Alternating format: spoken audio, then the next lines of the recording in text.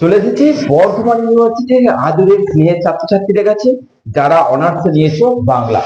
Bangla BSc one part কিন্তু uploaded হয়ে গেছে। যদি সে ভিডিও তোমাদের চোখের সামনে না এসে থাকে তাহলে ডেসক্রিপশন বক্সে কিন্তু ওই ভিডিও লিংক দিয়ে দিচ্ছি, দেখে নেবে। বিএসসি ওয়ান আপলোডেড হওয়ার পর এবার তোমাদের আপলোড করলাম বিএসসি টু। দেখো, বাংলা একটা এমন সাবজেক্ট যে সাবজেক্টটা অত্যাধিক স্টুডেন্ট, অর্থাৎ যদি আমি অনার্স এর 10টা স্টুডেন্টকে ফিফথ সেমিস্টার আমার সামনে দাঁড় করিয়ে দিই তাহলে কিন্তু সেখানে মিনিমাম 7টা স্টুডেন্টসে কিন্তু বাংলা সাবজেক্টটা থাকবে। তাই এই সাবজেক্টটা আমি মনে করি অত্যাধিক পরিমাণে গুরুত্বপূর্ণ। আর একটা কথা তোমাদের গুরুত্বপূর্ণ বলে দিচ্ছি, তোমরা যদি কন্টিনিউ তোমাদের অনার্সের সাবজেক্টগুলোর সাজেশন পেতে চাও, এবং সব থেকে বড় কথা হচ্ছে এই যে বাংলার সিসি 11 এবং সিসি 12, সেটা বাংলার ক্ষেত্রে না, যে কোনো ক্ষেত্রে সিসি 11-12 পেপারটা রয়েছে।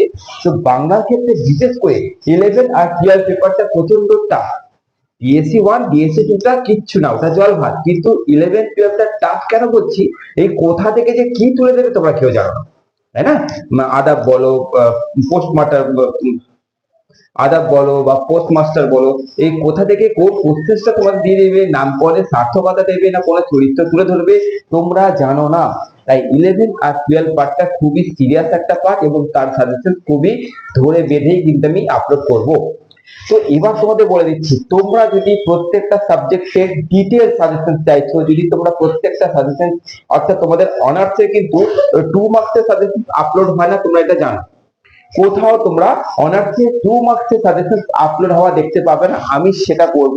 আর যদি চাও এক্ষুনি চ্যানেলটাকে সাবস্ক্রাইব করো, যদি তুমি চাও যে তোমার ভালো হোক সাবস্ক্রাইব করো। কারণ 15 গিয়ে পৌঁছে গেছি, তোমরা দেখতে পাচ্ছ। এমন কিছু ভিক্ষে চাওয়ার আমার দরকারও ছিল না, আমি চাইছিও না। তোমার ভালোর জন্য তুমি করে রাখলে তুমি কিন্তু পেয়ে যাচ্ছ। ওকে, তো চলো বেশি কথা বলবো না, মাত্র কটা প্রশ্ন এবং ডিএসসি 2 এর বাংলা দেখতেই পাচ্ছ কিসের ওপর তোমাদের দিয়ে দিলাম। তো চলো দেখে নাও, মাত্র আর মাত্র এই কটা কোশ্চেন করলে কিন্তু ডিএসসি 2 এর ঝামেলা শেষ হয়ে যাচ্ছে। চরম তোমাদের পরীক্ষা হবে, চরম নাম্বার উঠবে। আবার বলছি, সাবস্ক্রাইব করলে না করো, করেছো তো এক্ষুনি সাবস্ক্রাইব করো। তারপরে শুরু করছি মেন প্রশ্ন পর্বে, চলে আসছি। চলো দেখে নাও প্রশ্নগুলো তোমাদের জন্য কি কি রেখে। চলো আর একবার বলে দিই, সাবস্ক্রাইব করেছো? যদি করে থাকো তোমরা শুধু সাজেশনটা পেয়েই চলে যাবে এরকম নয়, যে তোমরা শুধু সাজেশন পাবে এরকমটা নয়। এখনো অনেক কিছু তোমাদের দেওয়া বাকি আছে, শুধু যদি আমি সময় পাই। কারণ এইভাবে যে ফিফথ সেমিস্টারের পরীক্ষাটা আগে হয়ে যাবে সেটা কেউ ধারণা করতে পারেনি। ওকে, তো চলো একটা টেন্টেটিভ ডেট দিয়ে সবাইকে ঝুলিয়ে রেখেছে, খুবই বিরক্তিকর জিনিস একটা। তো যদি সেরকমটাই হয় তবুও চেষ্টা করবো তার মধ্যে তোমাদের এমন কিছু দিয়ে দেওয়ার যে তোমরা পাবে না কোনোদিন কোনো প্ল্যাটফর্মে, এখানেই পাবে। তো চলো, সাহিত্য নিকেতন একাডেমি থেকে অর্থাৎ এসএন একাডেমির তরফ থেকে শুরু হলো ডিএসই 2 অনার্স এর 19 শতকের বাংলা নাটক ও কথা সাহিত্য থেকে প্রথম প্রশ্ন। প্রথম প্রশ্ন তোমরা কি করছো, বাংলা নাটকের ইতিহাসে জ্যোতিরিন্দ্রনাথ ঠাকুরের অবদান আলোচনা করো। প্রত্যেকটা প্রশ্নপত্রে পেয়ে যাবে, ওকে, আরামসে পেয়ে যাচ্ছে প্রত্যেকটা। 2 নম্বর, সামাজিক নাটক রচনায় গিরিশচন্দ্র ঘোষের অবদান রচনা করো। নেক্সট, ঔপন্যাসিক হিসেবে সঞ্জীব চন্দ্র চট্টোপাধ্যায়ের কৃতিত্ব আলোচনা করো। 4 নম্বর প্রশ্ন, নাট্যকার হিসেবে রামনারায়ণ তর্করত্নের কৃতিত্ব আলোচনা করো। 5 নম্বর, নাট্যকার বা প্রহসনকার দীনবন্ধু মিত্রের গুরুত্ব আলোচনা করো। অর্থাৎ প্রহসনকার যদি দেয় তার কমেডি টাইপের যে নাটকগুলো তিনি লিখেছেন সেগুলো লিখতে হবে।